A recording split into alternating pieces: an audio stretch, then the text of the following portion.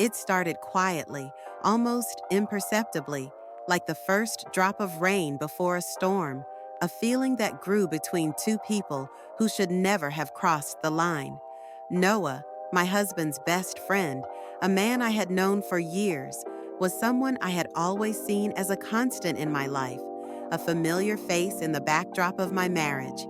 He was the kind of person who blended seamlessly into the rhythm of our household, often stopping by to discuss work with my husband, their laughter echoing through the living room like a soundtrack to my daily life. I never thought I would see him differently. He was just Noah, reliable, kind, and always there. But then, one moment changed everything. It was a day like any other, except my husband was away on a business trip. The house felt emptier without his presence, the silence more pronounced. I wasn't expecting anyone to stop by, but Noah came anyway. He had forgotten some documents, he said, and needed to pick them up. It was raining lightly, the kind of rain that makes the world feel softer, quieter. The sound of droplets hitting the windows filled the house, creating a strange, almost intimate atmosphere. We sat together in the living room, the TV on, but neither of us really paying attention. The conversation flowed more easily than I expected, as if the rain had washed away the usual barriers between us. He asked me a simple question, one that shouldn't have been so hard to answer. "Are you happy?" I froze. The question hung in the air, heavy and unignorable. I didn't know how to respond. Was I happy? I hadn't thought about it in a long time. My life was comfortable, predictable, but happiness? That was a different story. I looked at Noah, and in his eyes, I saw something I hadn't noticed before: understanding, empathy, and perhaps something more. The moment passed, but it left me unsettled. Later, as Noah dozed off on the couch, I took a blanket and gently covered him.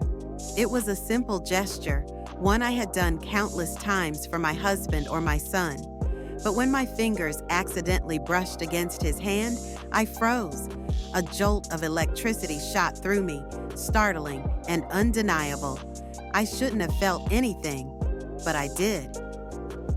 Chapter 2: The Unraveling.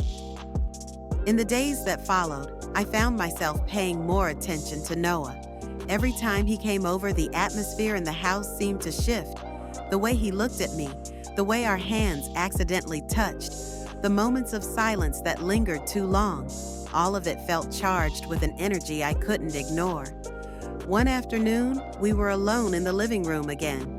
He stood there, looking at me longer than usual. "Are you happy?" he asked again, his voice softer this time.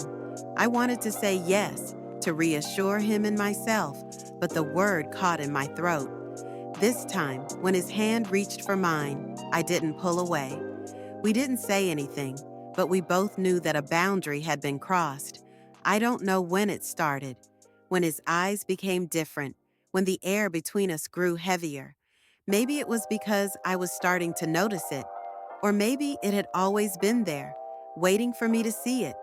Chapter 3: The Temptation. That night, Noah came later than usual. My husband wasn't home, and I thought he would leave after getting the documents, but instead, he stayed.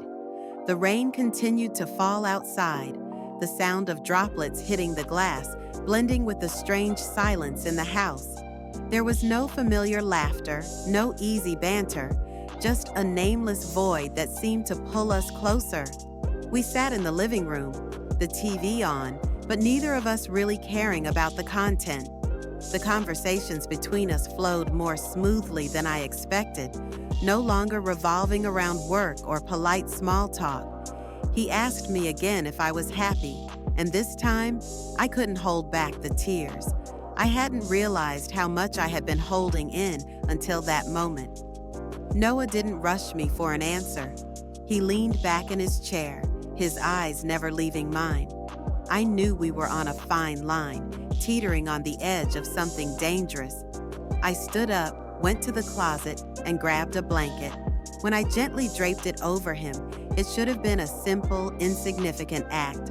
but then my fingers brushed against his, and the warmth that radiated through me made me freeze. I pulled my hand back immediately, my heart pounding so hard I was sure he could hear it. I wanted to think it was just a fleeting moment, that I was imagining it all. But when I looked up, Noah's eyes met mine, not with surprise or confusion, but with a silent understanding. Chapter 4: The Crossing. I stood there, feeling the room shrink, the space between us too close to ignore. What was happening should have made me turn away, should have made me leave, but I couldn't. I saw Noah breathing softly, his chest rising and falling in a rhythm that matched my own. He didn't say anything, didn't do anything out of line, but I knew he was struggling just like me. I hurried out of the living room, my heart still pounding. I hid in the kitchen, my hands gripping the edge of the counter as I tried to control my breathing. But no matter how hard I tried, I couldn't deny that the boundary had been shaken. And the scariest thing was, I wasn't sure I wanted to stop it. Chapter 5: The Consequences. The days that followed passed in a quiet change that no one but us noticed. Noah still came by, still talked to my husband as if nothing had happened. But I knew, and he knew, that things were different. We didn't talk about it, didn't mention that moment in the living room, that light touch between two people who shouldn't have had any connection beyond politeness. But our silence said it all. Every time he stopped by, the air in the house was heavy in a way that only I could recognize. I began to look forward to those encounters more than I should have. I reminded myself that I couldn't let this go too far, but every time Noah came by, every time his eyes swept over me, I knew I was losing control. Chapter 6: The Storm. One night, a storm swept through the city. My husband was away on a business trip, my son asleep upstairs. Noah stopped by later than usual, his clothes slightly damp from the rain outside. I didn't expect him to come, but when I saw him standing in the doorway, I knew he would. We sat in the living room, the only sound the rain providing a backdrop for the meaningful silence. He didn't ask if I was okay, didn't say he should leave. Instead, he leaned back in his chair, a gesture that was both familiar and dangerous. "You don't have to be alone like this," he said softly, his voice drowned out by the rain. I turned away, not daring to look at him. "I'm not alone," I replied, but the words were a lie. I had been alone for a long time, and Noah knew that. I knew he hadn't come here just to bring rain. When he stood up, walking toward me, I didn't back away. When his hand brushed mine, I didn't pull away. And when his lips found mine, I didn't turn away. We had gone too far, and there was no turning back. Chapter 7: The Fallout. I thought things could go on like this forever, but secrets have a way of revealing themselves. One afternoon, as I was preparing dinner, my husband walked into the kitchen with a strange look in his eyes. "Noah has been coming to our house a lot lately. Haven't you noticed?" he asked. I felt my blood run cold. "He's your friend," I replied, trying to keep my voice even. My husband nodded, but there was a glimmer of doubt in his eyes that I had never seen before. I realized things were starting to fall apart. Secrets can never be hidden forever. Chapter 8: The Choice. The stolen glances, the moments that lingered too long, the times I seemed to come alive when Noah was around. None of it escaped the eyes of the man who had been with me for years. I don't know how much he realized, but I knew that time was running out. I could stop now, could end it all, pretend it never happened, try to hold on to what was left of my family. Or I could continue, knowing it would not end well.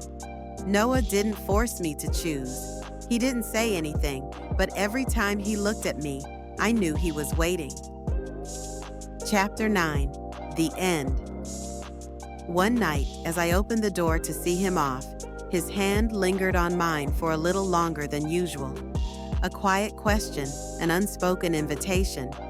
I stood there, watching him leave, feeling the struggle within me. And for the first time in a long time, I wasn't sure I wanted to say no.